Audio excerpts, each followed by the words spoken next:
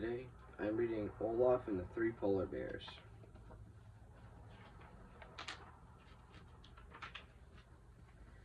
Hello, it's Olaf, your favorite snowman. You're just in time to hear about that day I made some new friends. You may have just been a dream, but what I'm getting ahead of myself. Do you want to hear the story from the beginning? You do? Well, once upon a time, I was walking in the woods with two friends, Anna and Elsa, doing what I love most, smelling flowers. Before I knew it, the two of them had wandered off. They were probably lost and alone somewhere in the woods. It's a good thing. They had to find they had me to find them.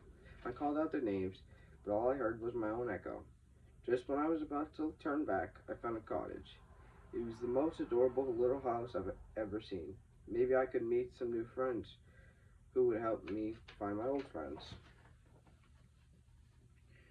I knocked on the front door and it swung open. Hello? I called. Is anybody home? But nobody answered. I guess maybe whoever lives here went out for a walk too, I said. I bet they even met up with Anna and Elsa. This is perfect. I'll just make myself comfortable and wait for them to come home. While I was waiting, I smelled something really good and went to explore in the kitchen. I found 3 bowls of porridge on the table. The biggest bowl smelled fishy to me. In the middle sized bowl smelled a little too much like carrot, which is good for noses, but not for porridge. But the little bowl smelled like the best summer and all things wonderful, with just a hint of cinnamon.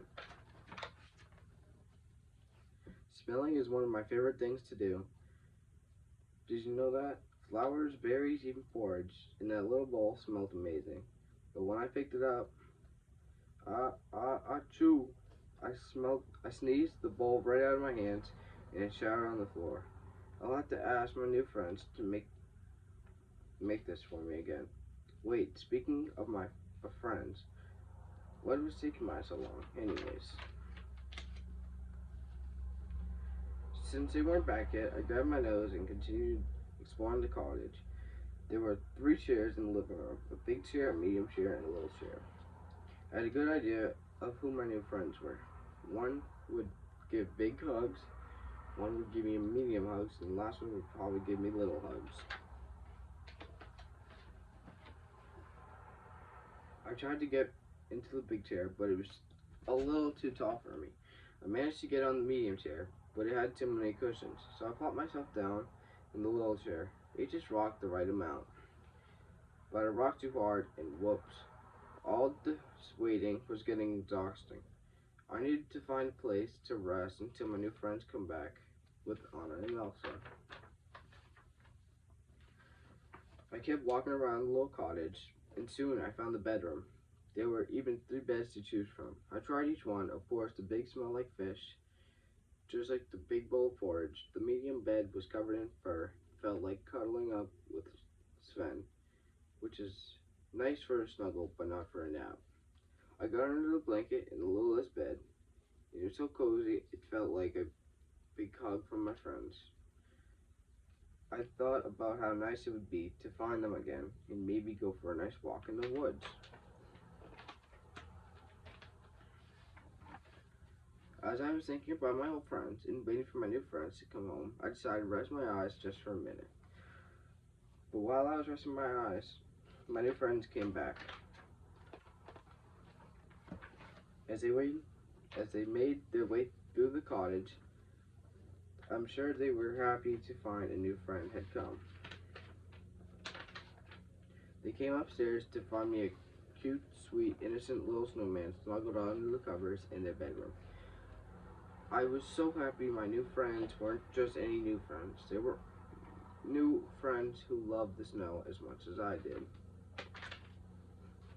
Because they were polar bears, I jumped out of bed and ran so fast my legs could barely keep up.